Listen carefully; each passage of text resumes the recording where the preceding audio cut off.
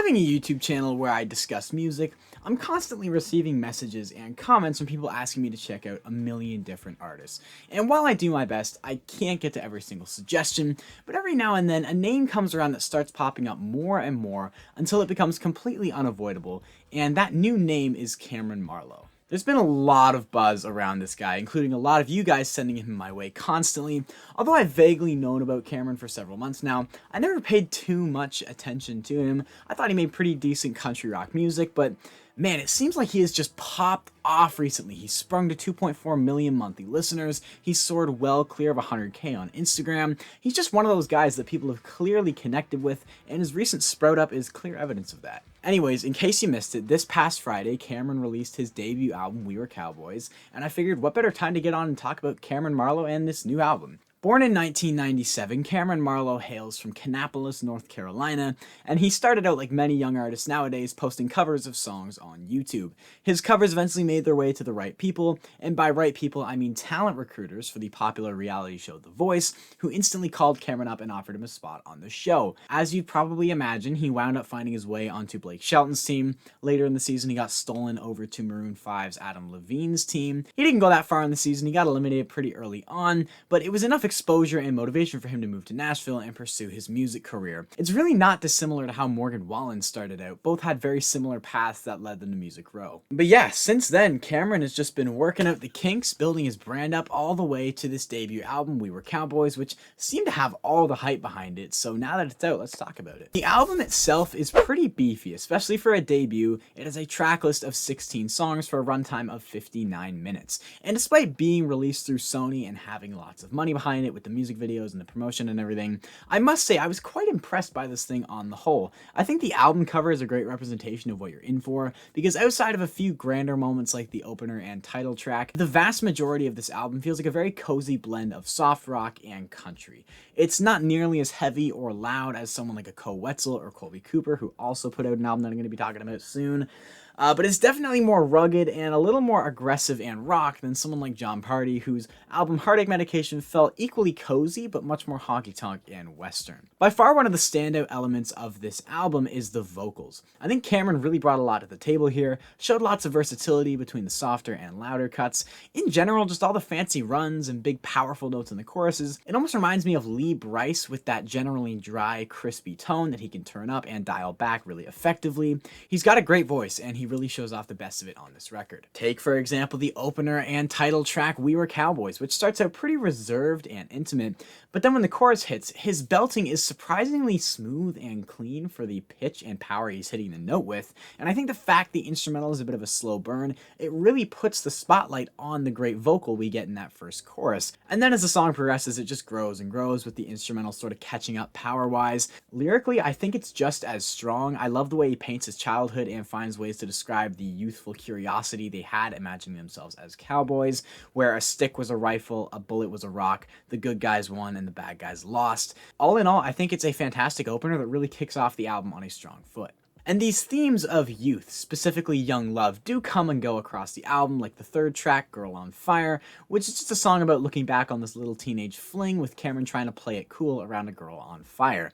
As for a lot of the songs on this album, I think the hook is really catchy and unique. Kameron really playing to his strengths with these really flexible melodies. I think what probably surprised me the most was the lack of pandering on this album. Showing up to this thing, it's not that I was skeptical, but you know, when a young guy from a reality show comes to Nashville, signs to the big label, and then drops a 16-song debut record, I was expecting there to be quite a bit of filler, a lot of Heard It Before songs about southern life and being a rowdy young man, and although those moments do appear from time to time, like Country Boy's Prayer or This Old Town, they're much fewer and further between than I was expecting, but even when they do occur, I feel like the instrumentals and vocals have enough character that they don't wind up feeling numb as much as they do just slightly lower cuts in comparison to the rest of the album. Obviously, I don't have time to go over every individual song, but some particular standouts would have to include Does It Have to Be Over, which is this power ballad that sees Kameron trying to convince this girl to stay. The chorus is super gripping with Kameron letting his vocals fly over a really melancholy but whining instrumental.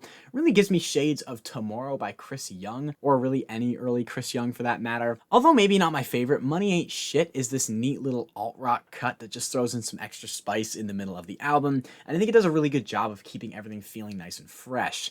Over Now is this interesting take on moving on from a relationship where Kameron is saying if they're ever going to get back together, they have to be apart first. Rather than trying to save this sinking ship, Kameron is saying it's best if they go their own ways for a bit, and then maybe in the future they'll wind up together again, but in order to start over, they need to start over, like begin being broken up. And I think it's a really clever catch at the end of the chorus, and I'm a big fan of the skippy, dusty rhythm that provides for some fun cadences in the chorus. Fool Me Again is arguably my favorite one here.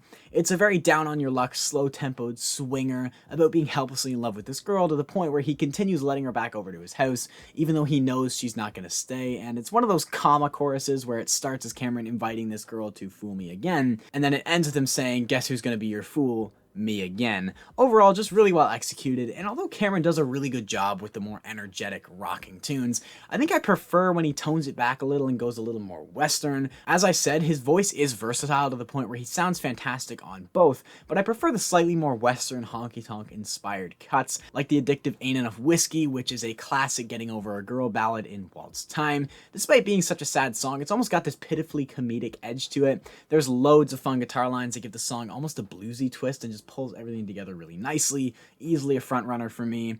Really just the final stretch of the record is really solid, with Running Out on You being this very intimate, lo-fi one-track recording of him and his guitar, like what you're going to get from early Zach Bryan. A lot of people have been getting a kick out of Granny's Got a Garden, which I will admit is pretty hilarious once you grasp it.